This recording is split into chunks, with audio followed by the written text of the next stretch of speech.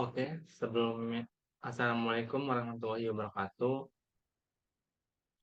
Sebelumnya perkenalkan nama saya Amrik Saputra dengan NIM 1219189 dari Program Studi Teknik Industri. Di sini saya ingin melakukan tugas studium general, yaitu merangkum ataupun melakukan resume apa yang saya dapat dari studium general yang saya sudah tonton. Oke, pada modul 2 ini ber- berjudul Rating for Research. Nah, oke, kita lihat aja pembahasannya. Dalam rating rating for research ini terdapat sub bab, yaitu fundamental of manuscript preparation. Nah, yang A, from article to arts, creating visual abstracts. Nah, visual abstrak ini adalah ringkasan bergambar singkat dari temuan utama artikel. Hal ini bisa berupa kutipan, judul, baris, dan copyright, dan lain-lain. Nah, adapun kegunaan dari visual abstrak ini yaitu memfasilitasi komunitas ilmiah dan umum dan membantu pembaca mengatur dan memproses data secara informasi dengan lebih mudah. Nah, pembuatan visual abstrak ini apa aja sih? Yaitu ada author penulis, editor, tim media jurnal, staf magang, dan pihak ketiga lainnya. Uh, Selanjutnya ada cara membuat visual abstrak. Tinjau instruksi dari penulis menggunakan aplikasi pembuatan visual abstrak kayak seperti PPT, memasukkan komponen seperti judul, representasi dari model, kesimpulan, nama penulis, dan daftar straka. Mempaskan ukuran dari gambar sesuai dengan aplikasi yang uh, digunakan dan keserasian prompt yang dipakai. Dalam pembuatan visual abstrak, dapat abstrak diikuti dengan narasi penunjang untuk mendukung visual abstrak yang dibuat. Setelah pembuatan selesai, dilakukan penerbitan dan publikasi melalui jurnal ataupun web lain yang bisa dibagikan melalui Twitter, konferensi, presentasi, maupun LinkedIn. Yang B, selanjutnya B, structuring your article correctly. Nah, struktur artikel tersebut terdiri dari atas, yang pertama judul. Nah, judul ini berfungsi untuk menarik perhatian pembaca, berisi kata-kata sedikit mungkin, mendeskripsikan konten secara memadai, bersifat informatif tetapi ringkas, dan identifikasi masalah pada masalah utama.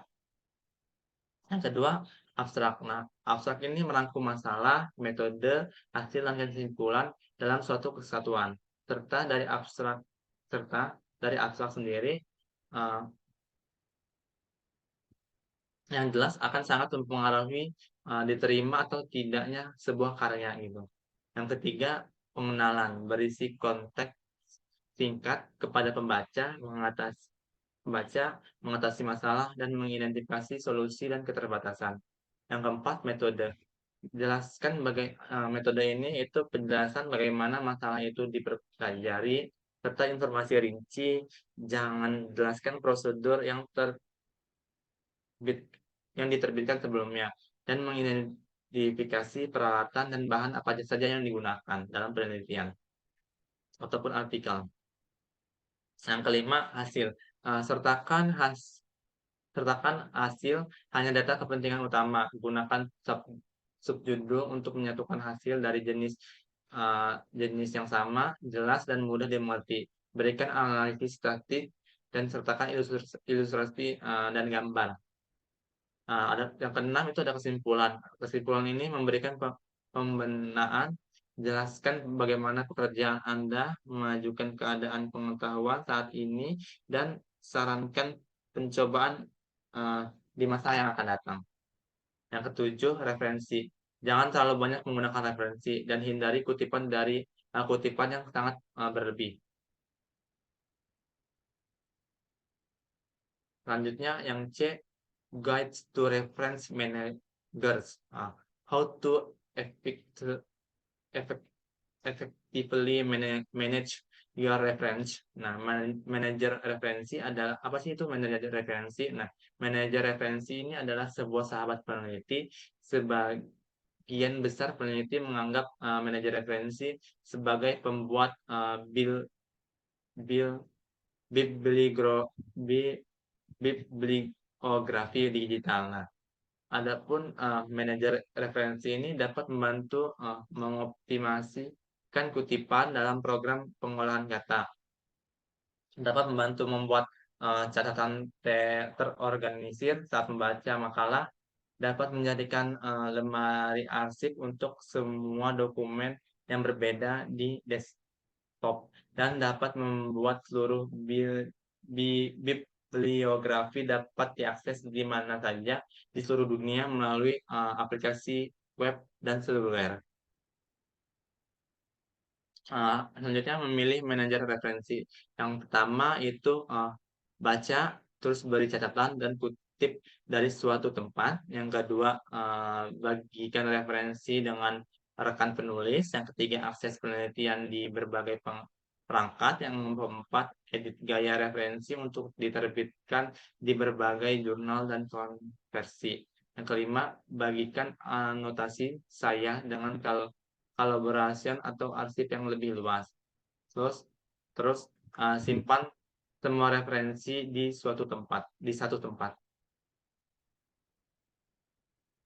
Selanjutnya yang D, how to prepare your manuscript. Nah, yang pertama, hal yang membuat sebuah manuskrip yang kuat. Nah, apa sih hal yang membuat manuskrip itu kuat? Yang pertama ada pesan yang jelas dan sangat bermanfaat. Yang kedua, logis. Yang ketiga, pembaca memahami sebuah penelitian itu. Jenis manuskrip itu yaitu yang pertama ada artikel lengkap, surat atau komunikasi singkat, terus ada review paper atau ringkasan perkembangan terkini tentang topik tertentu. Terus ada selanjutnya ada hal yang harus dilakukan ketika penulisan paper. Yang pertama, tentukan apakah siap untuk menerbitkan karya. Yang kedua, tentukan jenis naskah apa yang ingin naskah yang terbaik. Yang ketiga, pilih jurnal target. Yang keempat, periksa panduan untuk sebuah penulisannya. Nah, yang E itu how to read an abstract and improve your article. Nah, reviewer hanya melihat judul dan abstrak artikel sebelum memutuskan untuk mereview. Nah, step by step untuk membuat abstrak, yang pertama itu periksa panduan untuk penulis, yang kedua panjang abstrak, yang ketiga tujuan, yang keempat metodologi, yang kelima kesimpulan, yang keenam itu adalah sebuah value-nya. Oke, selanjutnya itu ada reading skill. Nah, ada reading skill. Nah, yang A, how to prepare a proposal for a review article. Nah, di banyak jurnal, proses pengiriman artikel ulasan jauh berbeda dari proses artikel penelitian. Dalam hal itu, sebuah jurnal biasanya akan meminta penulis untuk terlebih dahulu mengirimkan proposal yang memperkenalkan artikel review tersebut. Elemen umum proposal yang kadang-kadang juga disebut pertanyaan pra pengajuan, termasuk deskripsi singkat tentang artikel yang dimaksud, penjelasan mengapa artikel tersebut cocok dengan jurnal, daftar artikel penelitian utama tentang topik tersebut, dan mungkin ringkasan audiens yang dituju atau keahlian penulis sendiri dalam topik tersebut. Nah, adapun cara membuat proposal yang berhasil, yang pertama sebuah konsep yang menjadi bagian dari setiap pembicaraan di konferensi baru-baru ini. Terus yang kedua, cara berpikir yang benar-benar baru tentang suatu topik. Yang ketiga, daftar penulis yang mencerminkan kolaborasi yang disengaja. Adapun hal yang boleh dan tidak diboleh yang boleh dan tidak boleh dilakukan. Yang pertama, menyertakan semua informasi yang dimintai jurnal. kedua, jangan berasumsi bahwa editor pasti dapat memberikan hak permintaan. Yang ketiga, jangan menyamakan editor mengatakan tidak dengan editor memikirkan proposal buruk. Yang keempat, tunjukkan format artikel yang dimaksud. Yang kelima, jelaskan keahlian sendiri dan relevansi artikel yang diusulkan untuk jurnal tersebut. Oke, selanjutnya yang B, writing a persuasive cover letter for your manuscript. Nah, fungsi dari surat lamaran yaitu sebagai penghubung langsung antara pelamar yang menyertakan surat yang berisi tentang potensi yang dimilikinya. Nah, apa sih kesalahan-kesalahan yang biasa yang harus dihindari dari surat lamaran, yaitu jangan meringkas surat. Terus tuliskan hal-hal apa saja dan mengapa Anda pantas dalam posisi tersebut. Yang kedua, surat lamaran sebaiknya tidak terlalu panjang. Eh, Pada umumnya menggunakan Times New Roman ukuran 12. Yang ketiga, pastikan Anda menyebutkan nama pimpinan dan perusahaan yang dituju dengan benar. Oke, selanjutnya yang C, how to turn your thesis into an article. Nah, tips menulis artikel yang benar yaitu pertama, identifikasi tesis yang tepat. Pahami semua isi tesis berupa judul tesis, abstrak, keywords, latar belakang, landasan teori, hasil, tabel, dan angka, kesimpulan, penutup, referensi, lampiran,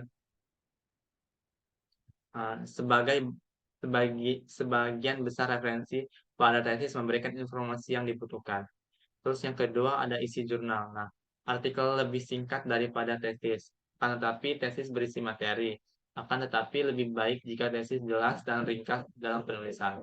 Yang tiga, format abstrak.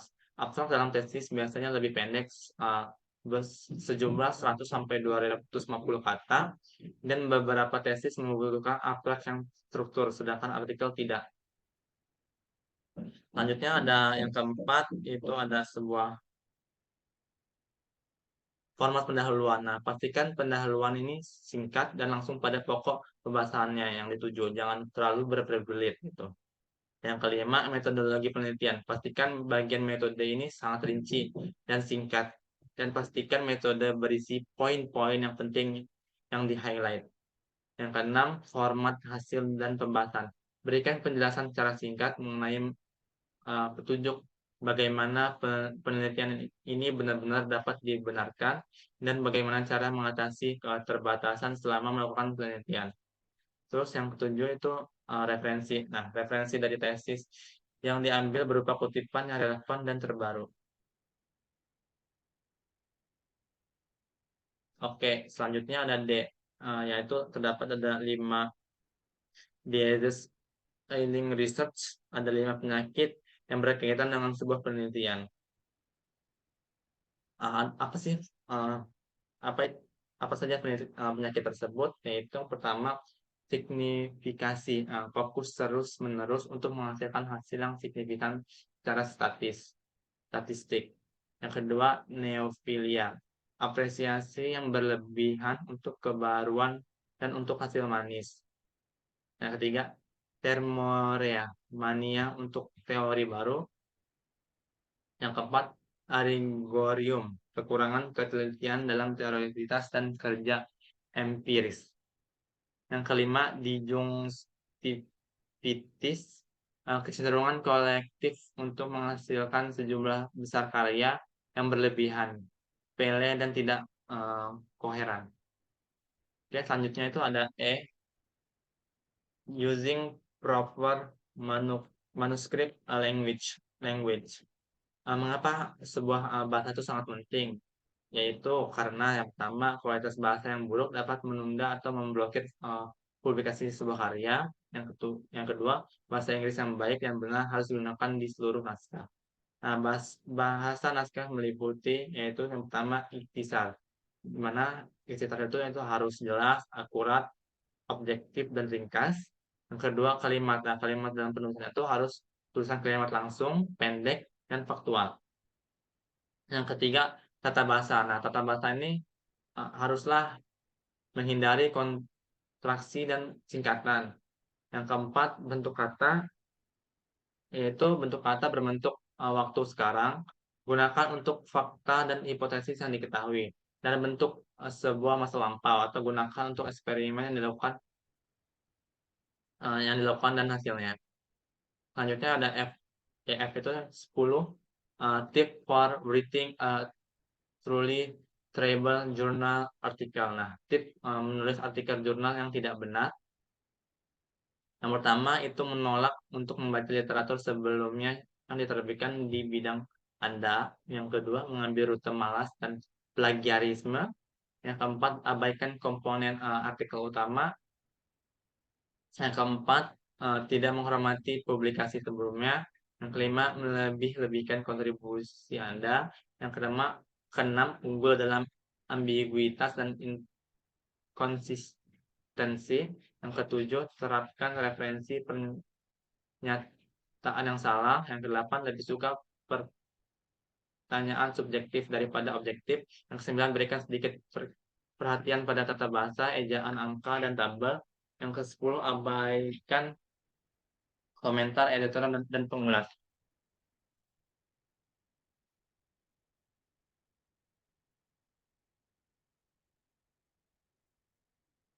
Selanjutnya itu technical writing skill. Nah, yang pertama, yang A itu how to design effective figures for review artikel. Nah, artikel atau usulan penelitian yang bagus lebih dari sekedar mencantumkan hasil penelitian.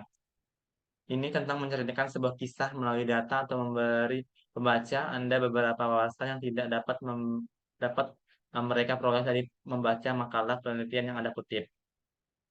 Selanjutnya ada angka. Angka adalah bagian penting dari misi ini. Figur terbaik mengintegrasikan beberapa set data, proses abstrak, dan menyintesis informasi kompleks dengan cara yang menarik secara visual. Sayangnya, banyak tokoh baik dalam artikel penelitian maupun usulan berakhir tergesa-gesa tanpa memperhatikan bagaimana reaksi pembaca terhadap uh, keseluruhan. Nah, tujuan pertama dari sebuah gambar adalah untuk mengilustrasikan ide pembaca adalah data yang sulit atau panjang untuk dijelaskan melalui teks seperti pepatah lama, gambar bernilai 1.000 kata, dan banyak jenis gambar, tetapi ada dua hal utama yang perlu diingat, bahwa Anda harus mengidentifikasi pesan Anda dan memperhatikan audiensi Anda. Jadi pada dasarnya apa inti dari apa yang ingin Anda katakan. Terus yang selanjutnya ada B, yaitu how to reach for interdisciplinary audience. Nah, sebagai seorang peneliti, Anda mungkin memiliki cerita atau untuk diceritakan untuk yang berkontribusi tidak hanya untuk anggota bidang studi spesifikasi Anda sendiri, tetapi juga menarik bagian audiens lainnya atau bersikap mencakup internasional yang lebih luas.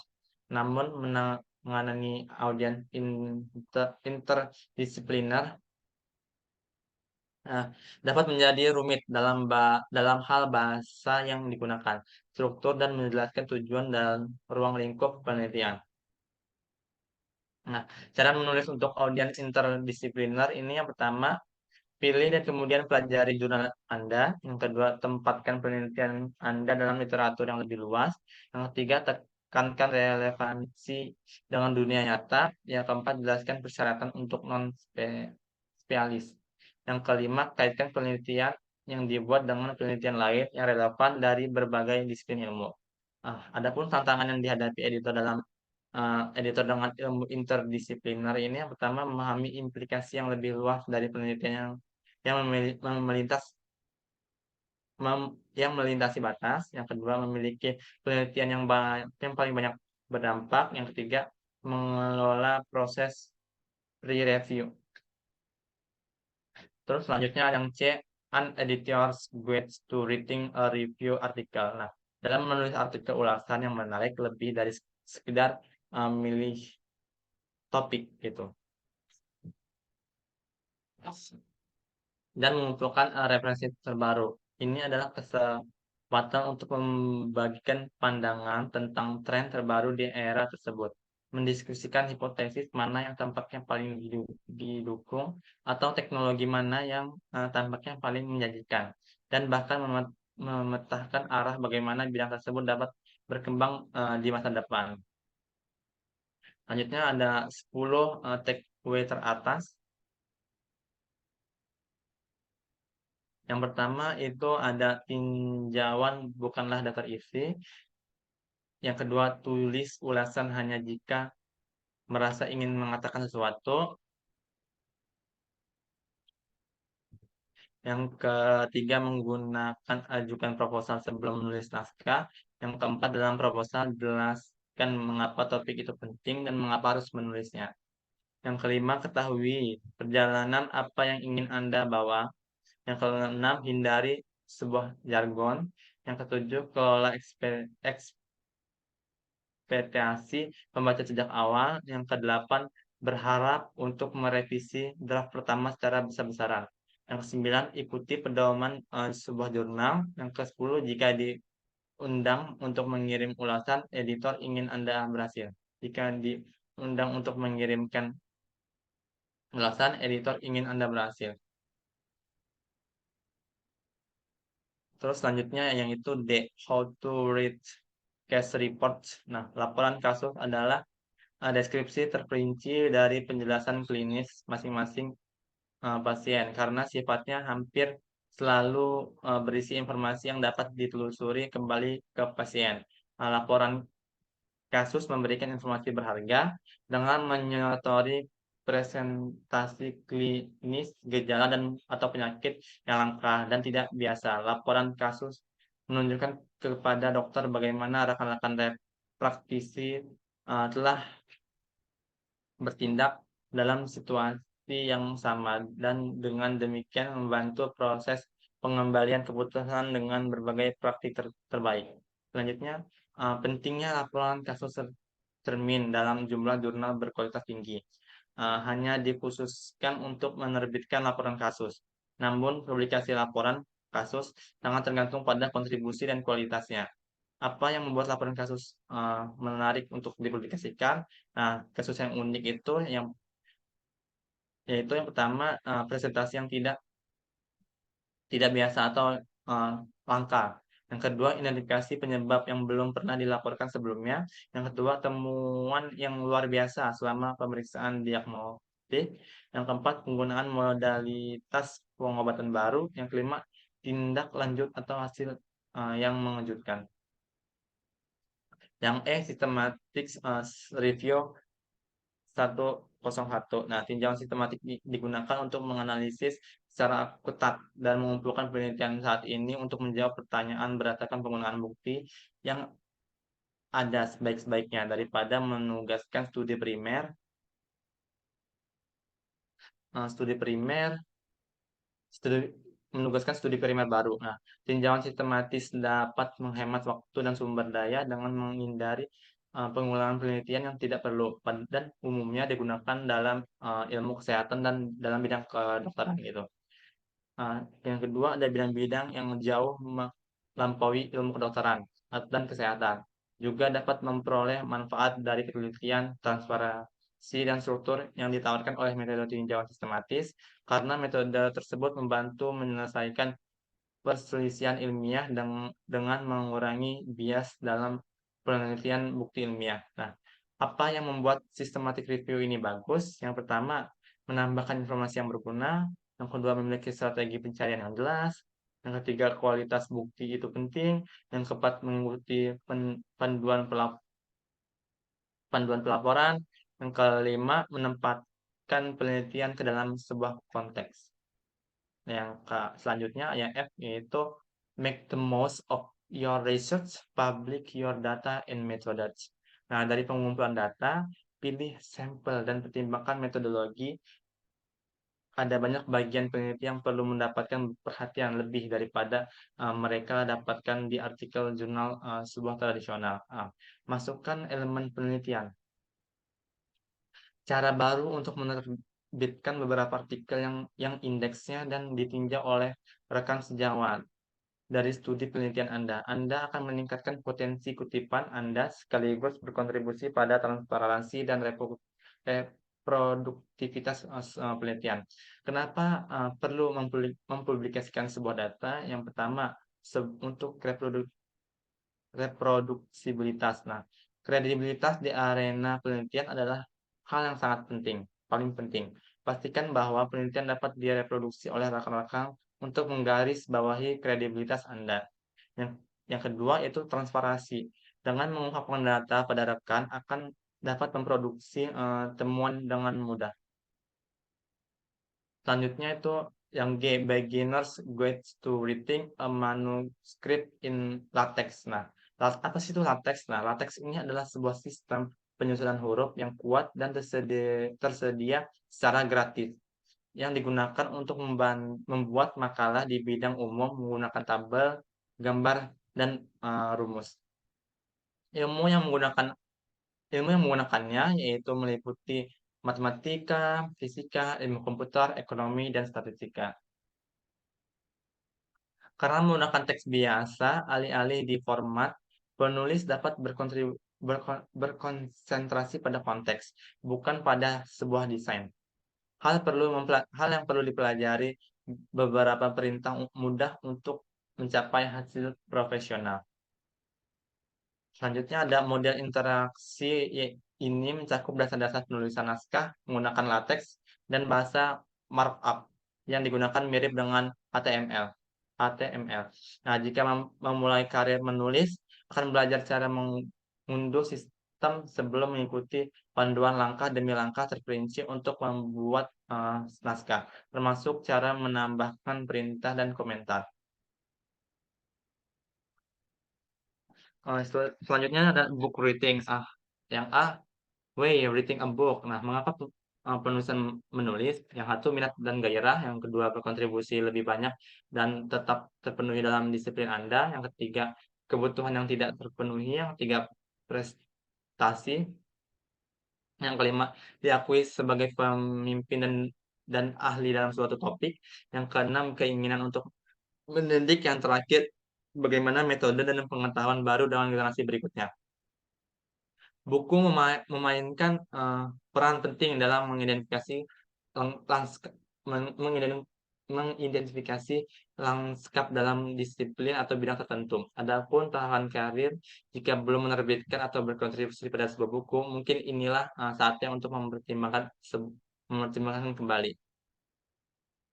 Yang B itu ada how how to get your book published. Nah, yang pertama, usulan. Yang kedua, tinjauan editor internal. Yang ketiga, tinjauan sejawat eksternal. Yang keempat, pengembangan proposal.